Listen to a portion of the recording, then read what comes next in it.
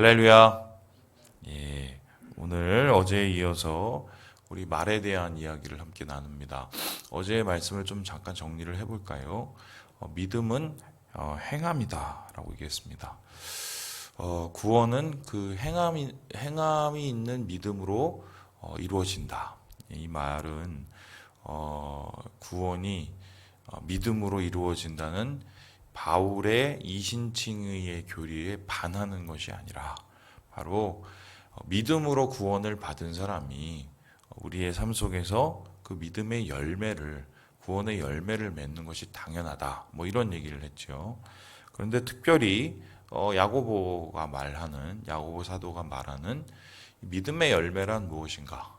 우리의 삶 속에서 마땅히 맺어야 될 믿음의 열매, 행함이 있는 믿음의 그 행함이 도대체 무엇인가 얘기를 했었을 때 많은 이야기가 있겠지만 특별히 야고보 사도가 강조한 것은 형제 사랑, 자매 사랑을 이야기했습니다. 그러니까 내 형제를 사랑하면 그것은 하나님 사랑하는 것과 마찬가지다. 그래서 하나님을 사랑한다고 이야기하면서 형제 자매를 사랑하지 않는다면 그것은 문제가 많다.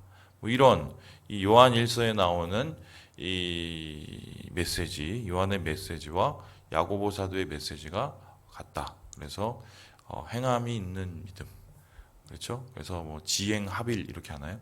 우리는 신행합일이죠. 믿음과 행함이 하나다. 뭐 이렇게 어제 우리가 함께 보았습니다. 그 이후에 이제 야고보 사도는 그럼 그 행함을 우리 형제 자매를 사랑하는 그 행함, 공동체를 사랑하는 그 행함을 도대체 어떻게 해야 될 것이냐. 그 행함의 사랑에 대한 이야기를 나누는데 제일 먼저 이야기되는 것은 결국 말입니다. 그러니까 말로만 사랑한다고 얘기를 하고 행동으로 사랑하지 않는 것도 문제지만 사실은 말부터 먼저 사랑하는 게 맞다는 것이죠. 왜냐하면 우리의 삶 속에서 가장 많은 일들과 가장 많은 열매와 가장 많은 문제가 바로 말로부터 시작이 되었기 때문입니다. 그렇다면 이 말이라는 것은 도대체 무엇이냐? 특별히 야고보 사도는 혀를 통해서 그 말에 대한 비유를 이어가는데요. 우리 함께 9절의 말씀을 같이 한번 읽어보도록 하겠습니다. 9절입니다. 시작. 이것으로 우리가 주 아버지를 찬송하고 또 이것으로 하나님의 형상대로 지음받은 사람을 저주하나니. 여러분 생각을 해봅시다. 하나님께서 세상을 창조하실 때 무엇으로 창조하셨습니까? 말씀으로. 그렇죠. 말씀이 곧 능력이었습니다. 우리는 하나님의 형상대로 빚은 자들, 창조된 자들, 바로 그것이 인간입니다. 그렇다면 우리의 말도 사실 하나님의 형상을 따라 지은 바 된 것이다. 우리가 말을 통해서 이 세상을 창조하지는 못하지만 말을 통해서 이 많은 것들을 보호하고 지킬 수 있고 또 말을 통해서 하나님을 찬양할 수 있다. 그러니까 하나님께서 우리에게 혀를 주시고 이 혀를 통해서 말을 하게 하신 이유는 뭐냐면 결국 소통을 위한 건데요. 그것이 하나님과의 소통이 되면 하나님을 찬양하는 것이 되고 그리고 그것이 내 형제 이웃과의 소통이 되면 말을 통해서 형제 자매를 어떻게 해요? 섬기고 세우고 형제 자매를 또 어떻게 해요? 칭찬해주고 온전케 해주고 위로하고 권면하고 이런 이 선한 소통들이 좋은 소통들이 이뤄갈 수 있도록 하나님께서 주신 것이 이 말이자 혀인 것이죠. 그러니까 혀는 원래 하나님께서 분명히 하나님의 형상을 따라서 선하게 창조하신 게 맞습니다. 그런데 어떻게 된 영문인지 오늘 말씀처럼 그 하나님을 찬송해야 될 혀가 사람을 어떻게요? 저주하는 혀로 변하게 됩니다. 여러분 왜 이렇게 이 타락과 왜곡이 일어났는지 여러분 잘 아십니다. 바로 그것은 죄 때문이죠. 우리가 하나님께 죄를 지은 이후에 우리의 머리부터 발끝까지 모든 것들이 다 망가지고 엉망이 되고 타락이 되어버렸습니다. 바로 그 왜곡된 것 중에 가장 큰 왜곡이 바로 우리 혀에서 일어나게 되는 거죠. 그래서 왜곡과 타락은 뭐예요? 원래 찬양하라고 쓰라는 이 혀가 사람을 저주하는 데 쓰여지는 전혀 반대의 기능, 역기능으로 변해버리게 되었다는 것입니다. 그래서 이렇게 혀가 타락한 후에 어떠한 일들이 일어나게 됩니까? 우리 함께 우리 6절의 말씀을 같이 한번 읽어보도록 하겠습니다. 6절 말씀입니다. 시작. 혀는 곧 불이요 불의의 세계라. 혀는 우리 지체 중에서 온몸을 더럽히고 삶의 수레바퀴를 불사르나니 그 사르는 것이 지옥불에서 나느니라. 혀가 불인데요. 그 불이 곧 어떤 불이에요? 지옥불이라고 얘기합니다. 혀에서 불이 나온대요. 지옥불이 나온대요. 여러분 불 같은 말 받아보신 분 있습니까? 저는 자주 들었습니다. 그리고 제가 옛날에 자주 했습니다. 뭐예요? 사람만 불질러 놓는 거죠. 예. 듣고 나서 계속해서 기분 나쁘게 만들고, 그렇죠? 아니면 처음에는 안 들었는데 나중에 생각나니까 더 기분이 나빠지고, 그래서 그 분노의 불길이 타올라서 나도 모르게 내 입과 내 혀로 어떻게 해요? 그러한 똑같은 폭력적인 언어들을 사용하게 되고, 뭐 이렇게 되었을 때 어떻게 해요? 사람이 사람의 마음을 혀로 불태우고 또 그 혀로 불태워진 마음들이 또 다른 사람을 불태워지는, 이게 바로 지옥이죠. 지옥은 어떻게 해요? 타도 타보지 않는 것이죠. 여러분 속이 타보신 분들 알죠? 말 때문에 속이 타버린 분. 제가 우리 교회에서 사역할 때도 뭐 다른 교회도 사역할 때도 마찬가지지만 우리 교회 사역할 때도 이 참 말 못할 일이 되게 많았습니다. 특별히 그런 말들요. 정말 아닌데 정말 그런 말을 한 적도 없는데, 심지어는 그런 의미로 얘기한 게 아닌데 그게 전혀 다른 식으로 왜곡이 돼서, 아니면 하지도 않은 말이 가공이 돼서 그것에 대한 좀 억울한 상황을 정말 많이 겪었어요. 제 나름대로는. 처음에는 그게 너무 답답해 갖고 그거 아니라고 가서 이렇게 얘기를 했어요. 그러면은 그렇게 말을 하면 안 듣더라고요. 그래서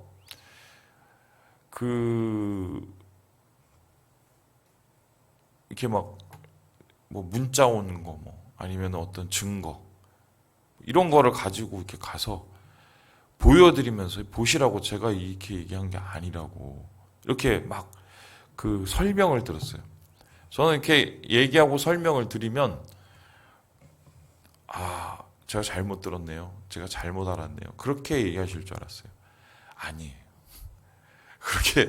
이렇게 말씀을 드려도 그게 이미 자기 안에 갇혀진 생각, 자기 안에 이미 가진 그 편견이라고 그러죠. 그것을 대부분 벗어나지 못하세요. 그래서 제가 그 다음부터 어떻게 하냐면은 그런 얘기를 들으면 아예 말을 안 하기로 했어요. 차라리 그런 말을 해명을 하고 또 그런 이야기들을 뭔가 풀어내려는 그 열심을 쏟는데, 차라리 하나님 앞에 기도를 하고 하나님 앞에 엎드리지, 내가 이거를 뭐 풀고 나다가 내 마음속에 여러 가지 병만 더 들겠다는 생각에 제가 그거를 덮어버렸거든요. 참 마음이 힘들죠. 어렵죠. 괴롭죠. 막 그 삶의 막 질고들이 막 더 힘들어지는 것 같고. 그런데 여러분 그거 아십니까? 차라리 억울한 말을 듣고 그거를 기다리고 참아내는 거는 그나마 좀 하나님 안에서 은혜롭게 이제 뭐 기다리고 주님께 순종하는, 그러면서 성장하는 부분들이 있어요. 근데 그거보다 훨씬 더 힘든 게 뭔지 아세요? 내가 실수로 뱉은 말을 주워 담는 거예요, 사실은. 화가 나서 한마디를 했는데 그 말이 뭐 어떤 사람에게 되게 크게 상처가 됐다던가 아니면은 그럴 이유가 아니라서 말을 했는데 그 말이 전혀 다른 식으로 오해되어서 그 사람에게 굉장히 큰 마음의 어떤 변화를 준다던가 이거를 주워 담는 게 제가 상처받는 것보다 훨씬 더 힘들더라고요. 왜냐면은 그 관계가 잘 이게 뭔가 해결도 안 되고 또 그 열매들을 눈으로 봐야 되니까. 그래서 오늘 6절에 보니까 삶의 수레바퀴를 불사른다. 온몸을 더럽힌다. 여러분 지금 이 몸무게에 이 혀의 무게가 차지하는 비용이 1%라도 제대로 되겠습니까? 그런데 이러한 이 작은 부분이 내 몸과 삶을 불사를 수 있는 엄청난 부정적인 힘을 가진다는 것은 그만큼 말이 얼마나 중요한지를 우리에게 야고보 사도가 이야기를 하고 있는 것입니다. 그래서 마치 4절에 보니까요. 지극히 작은 키로서 사공의 뜻대로 운행한다라고 얘기를 합니다. 여러분 키를 보세요. 배의 그 키가 차지하는 비중이 작지만 배의 갈 바를 정하고 배의 향방을 전하는 게 바로 이 키입니다.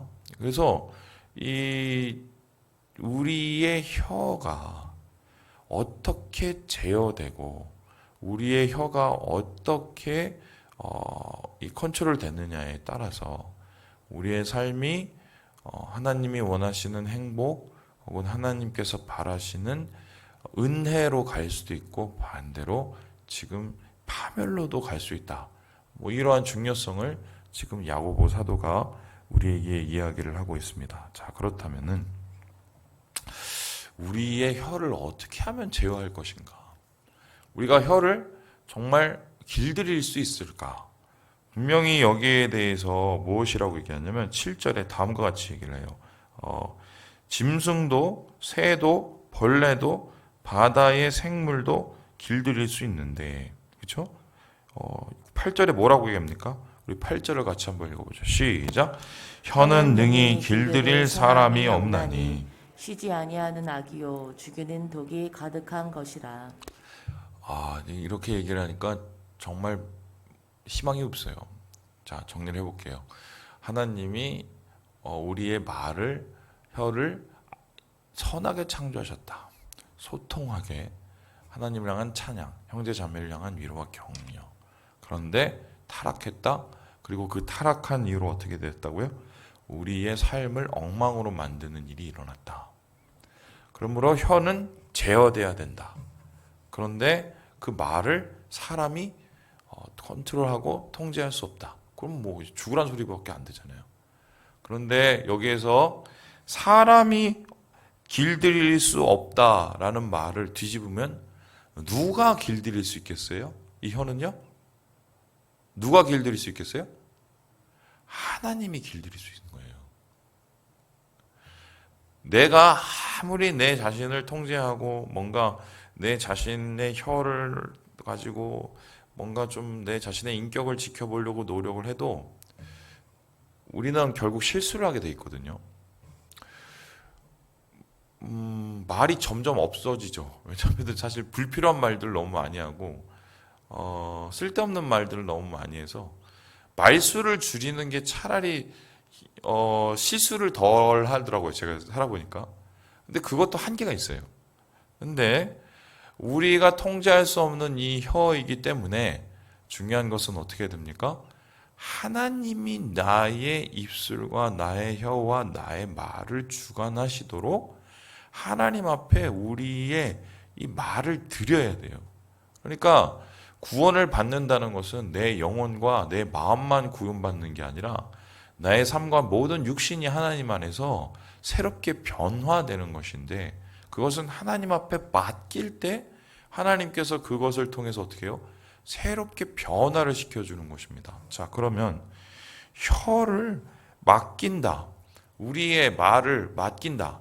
하나님이 우리의 말에 역사하시도록 하나님께서 우리의 말을 제어하시고 길들이시도록 하나님 안에서 우리가 말을 드린다. 이것은 어떤 뜻일까요? 이 예전부터 내려오는 기독교 2000년 역사를 보면 사람들이 하나님 앞에 이 말을 드려서 어떻게 이 말을 거듭나게 하려고 했는지 그러한 노력들을 보게 됩니다. 대표적인 노력이 뭐냐면 수도원 영성에서 내려오는 침묵이에요. 그러니까 이 수도원의 영성에 보면은 일정 기간의 침묵 기간을 둬요. 우리는 막 끊임없이 떠들고 가만히 있어도 막 얘기를 하려고 하는데 이 수도사들은 자기의 말을 하나님 앞에 드리고 자기의 말을 하나님 앞에 통제케 하기 위해서 일정 기간 수도를 위해서 영적인 이 향상을 위해서 말을 멈춰버려요. 그러면은 그 말을 멈추는 시간 동안에 그 수도사들은 무엇을 할까요? 사람은 말을 안 하고 살 수가 없잖아요. 그러면은 내가 입을 닫으면 두 가지 말은 할 수 있어요. 누구를 향한 말이에요? 첫 번째, 하나님을 향한 말하고 두 번째, 나를 향한 말이에요. 그러니까 내가 입을 막고 침묵을 한다는 그 훈련의 의미는 뭐냐면 하나님한테 먼저 붙잡힌 바 되도록 그 관계를 열기 시작을 하고 그리고 어떻게 해요? 나 자신에 대해서 나를 돌아볼 수 있는 시간을 마련한다는 것입니다. 그래서 제가 예전에 예수원에 갔었을 때 참 그 감동적이었던 것이 뭐냐면 거기는 침묵 시간이 있어요. 오전에 뭐 몇 시부터 점심 먹기 전까지 이렇게 침묵 시간이 있어요. 그 침묵 시간에 정말 필요한 이야기를 제외하고는 말을 줄여요. 말을 줄이고 그 시간에 어떻게 해요? 뭐 노동을 한다던가 아니면은 그 시간에 이 독서를 한다던가 아니면 그 시간에 뭔가 기도를 하려고 좀 하든가 그런 시간이 있어요. 물론 우리가 그 예수원에 가서 그런 행동들을 닮아서 할 수도 없고 수다사처럼 우리 당장 뭐 회사 가서 일해야 되고 집에서 활동해야 돼 그렇게 할 수는 없지만 실제적으로 내 말이 하나님 앞에 맡겨지도록 우리가 하나님을 생각하면서 말은 할 수 있거든요. 그래서요 제가 여러분에게 권하는 게 말로 해결하려고 하려는 버릇을 버리시고요. 먼저 하나님 앞에 말을 드리는 훈련들을 시작을 하셔야 돼요. 이거를 하나님 앞에 드리는 말, 내가 내 말을 통제하는 게 아니라 하나님 앞에 내 말을 드리는 말. 그래서 이러한 모습을 통해서 말이 거룩해지는 뭐 그 훈련들을 이제 수도사들이 했고요. 그리고 두 번째 수도사들이 한 훈련들이 있어요. 그게 뭐냐? 축복의 말을 건너는 거예요. 축복의 말을. 누군가에게 어떤 축복의 말을 의지적으로라도 억지로라도 혹은 그런 시간을 통해서 내가 할 때 여러분 그게 뭐 이런 거 있지 않습니까? 아이고 말로 표현 안 해도 뭐 다 마음속에 있지. 여러분 그런 말은 정말 무책임한 말이고요. 표현 안 하는 것은 모르는 거라고 보시면 되거든요. 그래서 우리가 누군가를 향해서 축복하려는 그 말을 훈련을 할 때 우리의 입술이 뭔가 주님 안에서 거룩하여지고 하나님 앞에 우리의 말을 맡겨 우리의 마음이 이 거듭나게 되는 뭐 이러한 일들을 우리가 할 수 있다는 것입니다. 그래서요 이 야고보 사도는 우리에게 최종적으로 이렇게 이야기를 하고 있는데요. 우리 함께 1절을 읽고 마무리해 보도록 하겠습니다. 시작. 내 형제들아 너희는 선생된 우리가 더 큰 심판을 받을 줄 알고 선생이 많이 되지 말라. 대부분 자기가 저 사람보다 낫다고 생각하고 선생이라고 생각하거든요. 저도 이런 실수를 참 많이 합니다. 그러니까 뭔가 이 선생의 견지에서 충고를 한다고 하고 뭔가 맞는 얘기를 한다고 하면서 더 실수를 할 때가 많아요. 겸손한 마음을 가지고 하나님이 나의 말을 사용하시도록 하지 않고 내가 스스로 이 말의 키를 잡고 내가 스스로 누군가를 삶을 변화시키려고 억지로 그 말을 사용할 때 파멸이 일어날 수밖에 없다. 그러면 선생이 되지 않으면 무엇이 되어야 되겠습니까? 주님께서 제자들에게 마지막 밤날 분명히 말씀하셨어요. 내가 선생대에서 너희들한테 선생질을 하지 않고 뭘 했다고 하셨어요? 너희의 발을 씻었다. 선생이 되지 말고 종이 되라. 이게 말을 변화시킬 수 있는 유일한 방법이에요. 말이 하나님의 종이 되도록, 말을 통해서 다른 사람을 섬기는 도구가 되도록. 그래서 이러한 모습으로 바로 행함을 만들어가고 그 행함을 통해서 믿음의 열매를 이루어가라. 오늘 야고보 사도가 우리에게 얘기하고 있습니다. 여러분, 물론 마음이 참돼야 말이 참되시지만 반면에 말이 엉망이 돼서 마음이 엉망이 되는 경우도 많습니다. 오늘 하루 여러분 많은 말을 하실 텐데 주님 앞에 말을 들이시고요. 말을 맡기시고요.